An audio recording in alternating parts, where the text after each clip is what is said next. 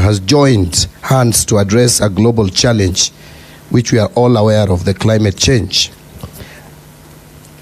which is directly impacting on our lives and more pronounced among the poor, women and children.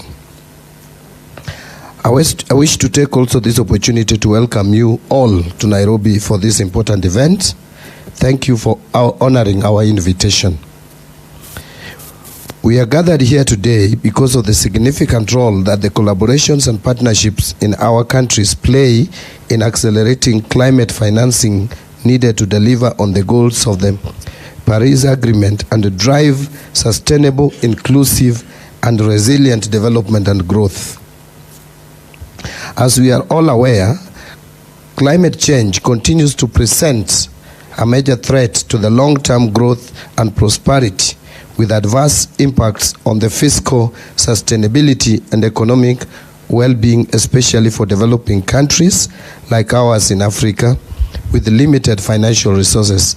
So apart from the direct impact and effects of the climate change, it's also putting a serious strain on our purse and our budgets. And as Honorable Duale has just mentioned, and the others before, that we spend a huge chunk of our budgetary provisions in trying to mitigate and address the impact of climate change. And so it is important to address it before, so that we don't end up at the point where now we have to spend so much money to mitigate the same.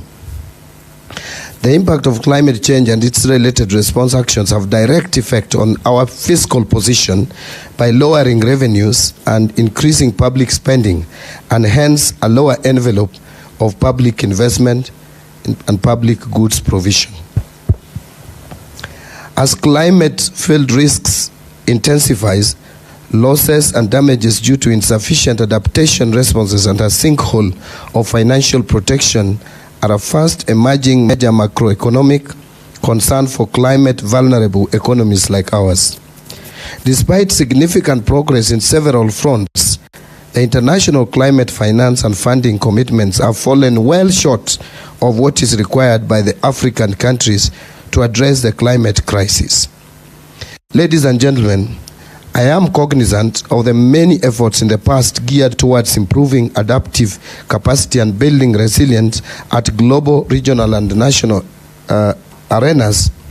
However, I must admit that the impacts of these efforts are yet to be fully realized due to limited climate financial flows emanating from inadequate technical capacity to develop bankable proposals amid a complex and rigorous climate finance access requirements and procedures. Our people from across the continent are today more deprived in both economic and social realms due to adverse impacts of climate change and disasters, which have increased in frequency and scale not only in the recent past but also at present, threatening environmental sustainability and ecological balance.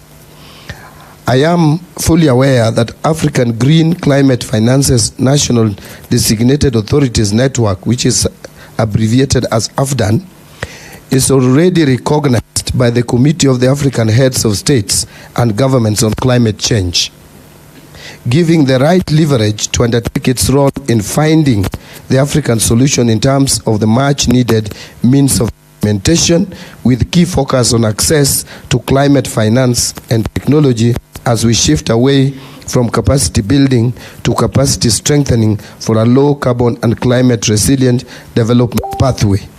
If you follow my speech, a little bit different from Honorable Duale's and Alice Wahome, is heavily on finances, and you'd understand why.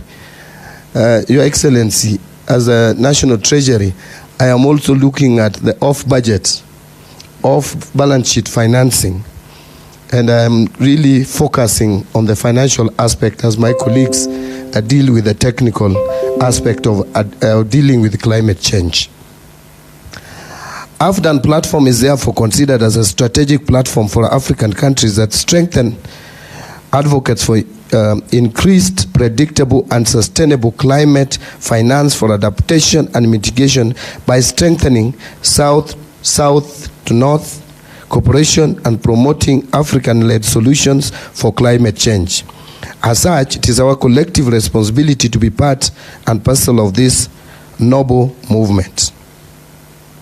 AFDAN is intended to address financing challenges by promoting African countries to accelerate the political will and regulatory efforts that will allow them to mobilize climate and green finance at scale, promoting cross-country learning and creating a tangible commitment for green growth.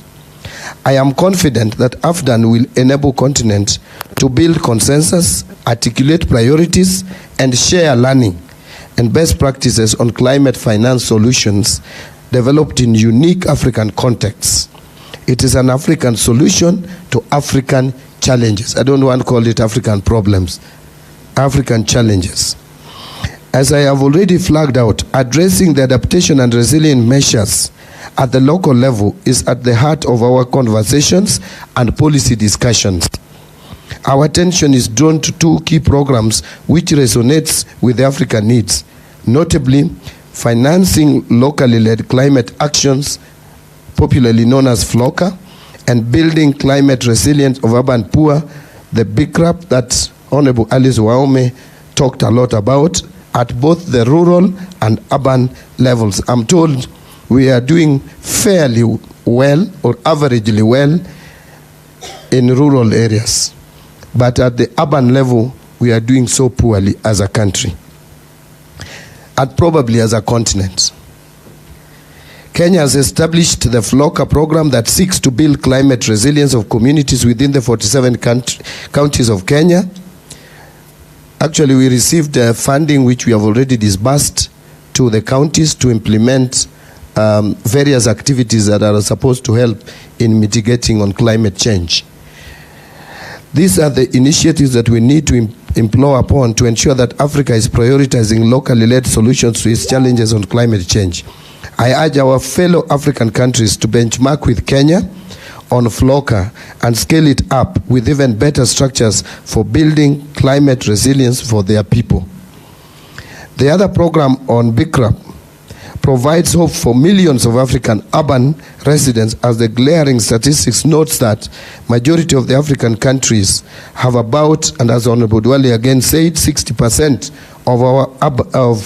of their population as urban residents, categorized under the urban poor who live in poor neighborhoods. So if we will have 50% of our population in urban areas and you have 60% of them poor, then that is 30% of the population of a country, and suffer the greatest consequences of the climate induces calamities or induced calamities.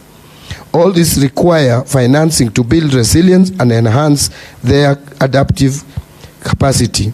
Kenya has achieved significant milestone in climate change and climate finance by putting in place the relevant legal and institutional frameworks, including the Climate Change Act of 2016, National Climate Finance Policy, Sovereign Green Bond Framework, National Green Fiscal Incentive Policy Framework, among others.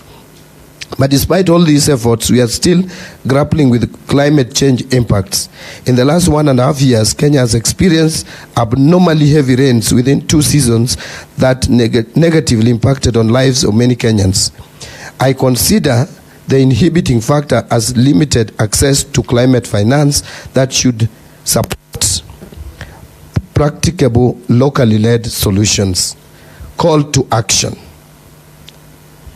As I make this clarion call today, as a continent, we must come out strongly, united and driven by one key agenda of formation and operationalization of AFDAN to enhance our access to climate finance.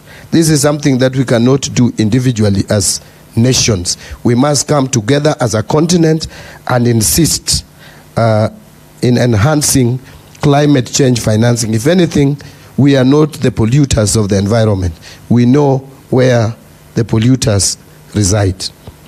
It is my sincere wish that this important meeting will also come out with a declaration that will shape up the agenda of the upcoming 10th special session of APCAN to be held in September 2024 in Abidjan, Cote d'Ivoire. United Nations General Assembly, which will take place in New York, and COP29 to be held in Azerbaijan, among other regional and global forums. As I conclude, Your Excellency, allow me also to mention something about you, which my colleagues have said, but just as a matter of emphasis. Honorable Duale and I have worked with you very closely. I've actually worked with you more closely than anyone else, and I continue to still work with you because I'm still a member, very strong member of your party, which you lead. I hope I will soon join the Council of Elders of that party, having resigned from the position of the national chairman. I know your position and stand on environmental issues. If there is anyone Africa needs to champion as a champion of issues of climate change, then that person is none other than Right Honorable Raila Amolo Odinga. There, I am sure we can't go wrong. Your history is documented. We know how you fought very hard in terms of conservation of even our forests and water catchment areas, Mau forests and other forests across the country. And so we would not go wrong by having you at the African Union. You will be an advocate and a champion for protection of our environment, and that will go a long way in helping mitigating the climate change. Ladies and gentlemen, it is now my pleasure to invite the Right Honorable Raila Amolo Odinga. Let's put our hands together and welcome Right Honorable Raila Amolo Odinga to the stage. Thank you, Excellency.